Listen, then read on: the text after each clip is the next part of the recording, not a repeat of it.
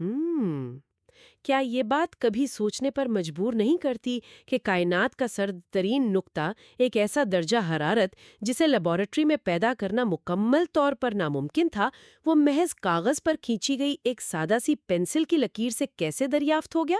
ہاں، یہ واقعی ایک حیران کن بات ہے، اور آج کے اس ڈیپ ڈائیو میں ہم اسی جادوئی عمل کی گہرائی میں اترنے والے ہیں۔ بالکل، کیونکہ آج ہمارا مقصد یہ سمجھنا ہے کہ فزکس کے سورس مواد کو سامنے رکھتے ہوئے ہم دیکھیں کہ لیبارٹری کے ان بوجھل نمبروں کو آخر گرافز میں کیوں تبدیل کیا جاتا ہے۔ صحیح بات ہے، مطلب ہم ان نمبروں کو صرف اعداد کی خشک شکل میں نہیں چھوڑ سکتے۔ سورس مواد، خاص طور پر جو ہمارا مائنڈ میپ ہے، اس میں یہ بات بڑی واضح ہے کہ پیمائش اور ڈیٹا انالیسز میں گرافز کا کردار انتہائی بنیادی ہے۔ یعنی ایک سادہ سی لکیر فطرت کے اتنے پیچیدہ اور گہرے راز بتا سکتی ہے؟ جی ہاں، فزکس کا کام صرف جدید آلات سے نمبرز اکٹھے کرنا نہیں ہے، بلکہ ان نمبروں کے پیچھے چھپے کائناتی اصولوں کو ڈی کوڈ کرنا بھی ہے۔ اچھا، تو گرافز دراصل ان پیچیدہ معلومات کو بصری یعنی ویژول فارمیٹ میں پیش کرنے کا ٹول ہے۔ بالکل، جس کے ذریعے انسانی دماغ ڈیٹا کے پیٹرنز کو ایک ہی نظر میں پہچان لیتا ہے۔ تو اس عمل کی شروعات ہم ان متغیرات یعنی ویریبل سے کرتے ہیں جو کسی بھی سائنسی تجربے کی بنیاد ہوتے ہیں۔ سورسز کے مطابق گرافنگ تو بنیادی طور پر انہی متغیرات کے باہمی تعلق کی کہانی ہے۔ بالکل، گراف کی پوری عمارت دراصل ان متغیرات کے باہمی تعلق پر ہی کھڑی ہوتی ہے۔ جب بھی کوئی تجربہ ترتیب دیا جاتا ہے تو تین قسم کے متغیرات کو مد نظر رکھا جاتا ہے۔ ہم وہ تین اقسام کون سی ہیں؟ پہلا ہے آزاد متغیر یعنی انڈیپینڈنٹ ویریبل۔ یہ وہ عنصر ہے جسے تجربہ کرنے والا خود اپنی مرضی سے کنٹرول کرتا ہے۔ اچھا، یعنی جس میں ہم خود تبدیلی لاتے ہیں۔ ہاں بالکل، اور دوسرا ہوتا ہے تابع متغیر یعنی ڈیپینڈنٹ ویریبل، جو کہ آزاد متغیر میں ہونے والی تبدیلی کے رد عمل کے طور پر بدلتا ہے۔ صحیح، تو یہ دوسرے پر منحصر ہوا۔ اور تیسرا؟ تیسرے ہوتے ہیں کنٹرولڈ متغیرات۔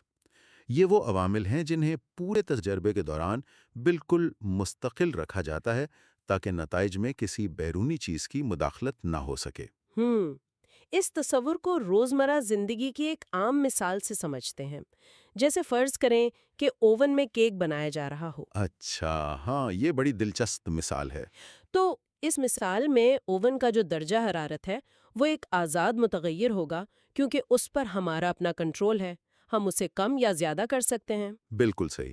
اور جو کیک کا پھولنا ہے وہ تابع متغیر ہو گیا، کیونکہ وہ براہ راست درجہ حرارت پر منحصر ہے۔ بالکل، اور اس تجربے میں جو کیک کا بیٹر ہے یا برتن کی قسم ہے وہ ہمارے کنٹرولڈ متغیرات ہوں گے، تاکہ ہمیں یقین ہو کہ کیک صرف درجہ حرارت کی وجہ سے ہی پھولا ہے۔ ہاں، تاکہ کوئی اور عنصر نتائج کو خراب نہ کرے۔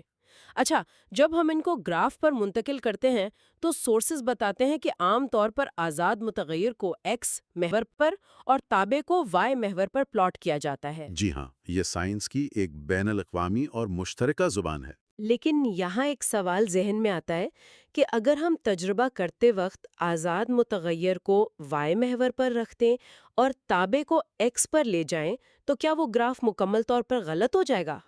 تکنیکی یا ریاضیاتی لحاظ سے وہ گراف غلط نہیں ہوگا، اعداد و شمار بالکل وہی رہیں گے۔ اچھا، تو پھر مسئلہ کیا ہے؟ مسئلہ دراصل ابہام کا ہے۔ یہ ایک سٹینڈرڈ طریقہ کار ہے جسے پوری دنیا کے سائنسدان استعمال کرتے ہیں۔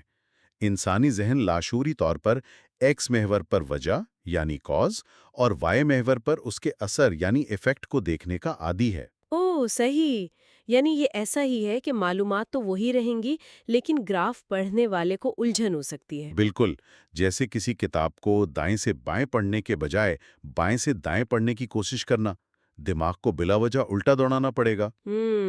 اور اگر ہم متغیرات پر قابو پانے میں غفلت برتیں یعنی کنٹرولڈ متغیرات کو مستقل نہ رکھ سکیں تو پھر کیا ہوتا ہے؟ پھر تو وہ تابع متغیر پر اثر انداز ہو کر پورے گراف کی شکل ہی بگاڑ دیں گے۔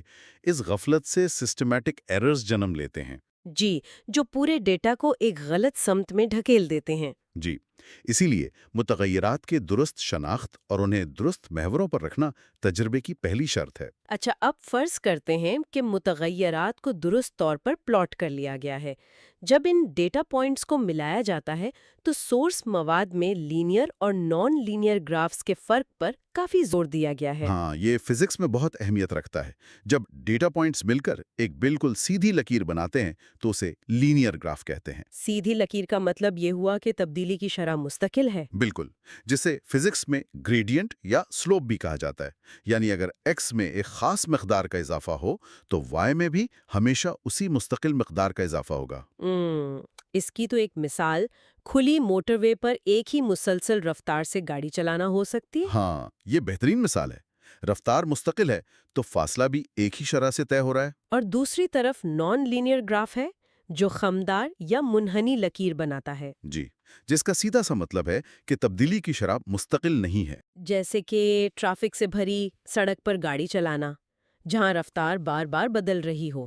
بالکل، یا فزکس کے حوالے سے اس کو سمجھنے کے لیے کشش ثقل کی مثال لے لیں۔ اچھا، وہ کیسے؟ جب کوئی چیز کسی عمارت سے نیچے گرائی جاتی ہے تو اس کی رفتار ہر سیکنڈ کے ساتھ ایک مستقل شرح سے نہیں بڑھتی بلکہ مسلسل اور تیزی سے بڑھتی چلی جاتی ہے۔ یعنی اس کا گراف کبھی بھی سیدھی لائن نہیں بنے گا۔ نہیں، وہ ایک کرو بنے گا۔ اور سائنس میں نان لینئر گراف ہمیں فوراً بتاتا ہے کہ نظام پر کوئی نہ کوئی ایکسلریشن مسلسل اثر انداز ہو رہی ہے۔ شاید یہی وجہ ہے کہ فزکس میں گراف کی لکیر کی ڈھلان یعنی گریڈینٹ پر اتنی بحث ہوتی ہے۔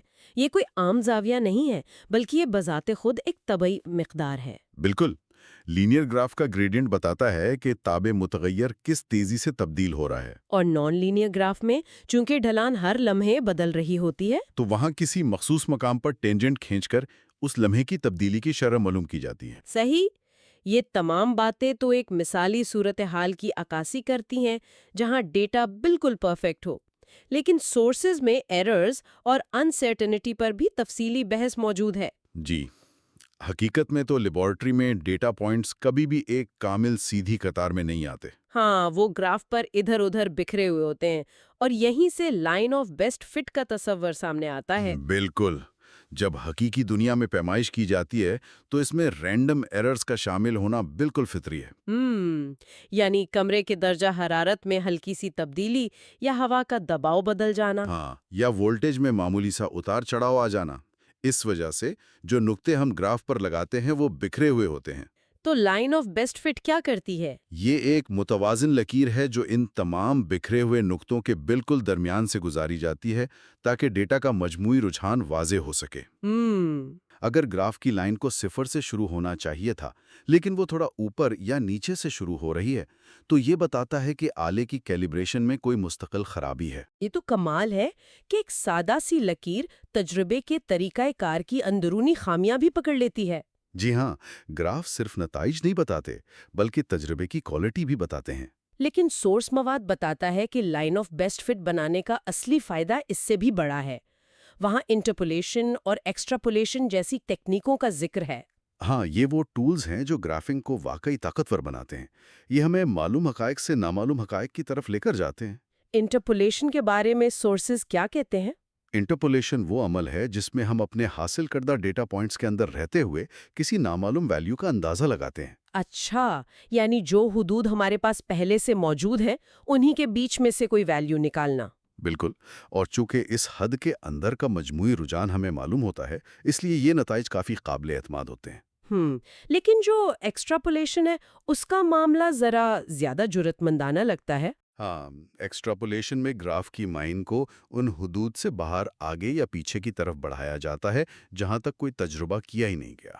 یعنی ہم یہ مفروضہ قائم کرتے ہیں کہ جو طبعیاتی اصول موجودہ حد میں کام کر رہا ہے وہ نامعلوم حد میں بھی ویسا ہی رہے گا۔ جی بالکل، یہ رجحانات کی بنیاد پر پیش گوئی کرنے کا عمل ہے۔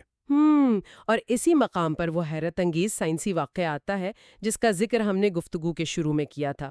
ہاں، والیوم بمقابلہ ٹیمپریچر کا وہ مشہور گراف جو سورس مواد میں بھی دیا گیا ہے۔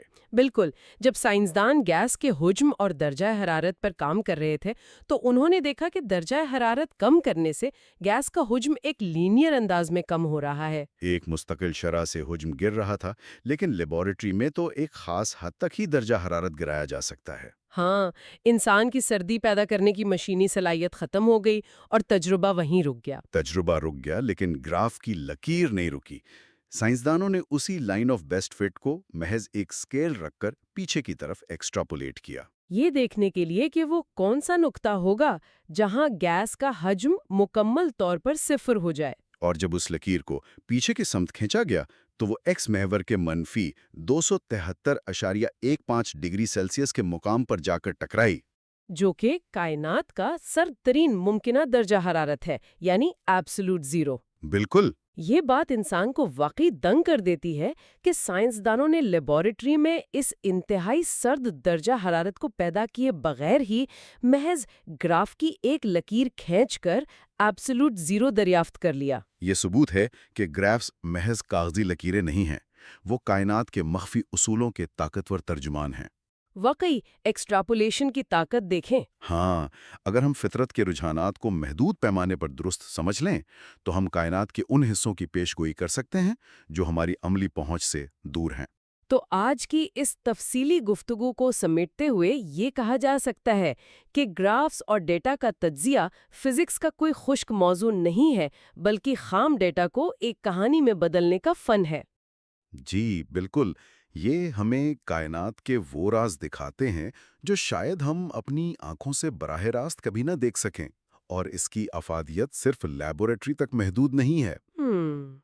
روزمرہ زندگی میں بھی اس کا اطلاق ہوتا ہے۔ ہاں، جب بھی خبروں میں معیشت یا بیماریوں کے پھیلنے کے ٹرینڈ کی بات ہوتی ہے تو دراصل وہ ماضی کے ڈیٹا کی لائن آف بیسٹ فٹ بنا کر اسے ایکسٹراپولیٹ ہی کر رہے ہوتے ہیں۔ صحیح، یعنی اس علم کی بدولت اب کوئی بھی شخص ان ٹرینڈز کو بہتر انداز میں سمجھ سکتا ہے اور جان سکتا ہے کہ کون سی پیشگوئی ٹھوس سائنسی حقائق پر مبنی ہے۔ بالکل، گرافس ہماری روزمرہ زندگی کے فیصلوں میں بھی مددگار ثابت ہوتے ہیں۔ اس فہم کے ساتھ ہم اپنے ارد گرد پھیلی معلومات کو بہتر طریقے سے منظم کر سکتے ہیں، اور پروگرام کے اختتام پر اگر ہم ایکسٹراپولیشن کی اس طاقت پر مزید غور کریں تو ایک بہت ہی گہرا اور کائناتی سوال ذہن میں ابھرتا ہے۔ وہ کیسے؟ دیکھیں، اگر ایک سادہ سے حجم اور درجہ حرارت کے گراف کی لائن کو پیچھے بڑھا کر ایبسولوٹ زیرو دریافت ہو سکتا ہے، تو ذرا اس بات پر غور کریں کہ آج سائنس جانتی ہے کہ کائنات مستقل پھیل رہی ہے۔ ہاں، کہکشائیں ایک دوسرے سے دور جا رہی ہیں۔ تو اگر ہم اس کائنات کے پھیلاؤ کے اعداد و شمار کا گراف بنائیں اور اس کی لائن آف بیسٹ فٹ کو وقت کے محور پر اربوں سال پیچھے کی طرف ایکسٹراپولیٹ کریں تو کیا ہم سیدھے وقت اور خلا کے اس واحد نقطے تک نہیں پہنچ جائیں گے جسے بگ بینگ کہا جاتا ہے؟ یہ واقعی ایک زبردست سوچ ہے۔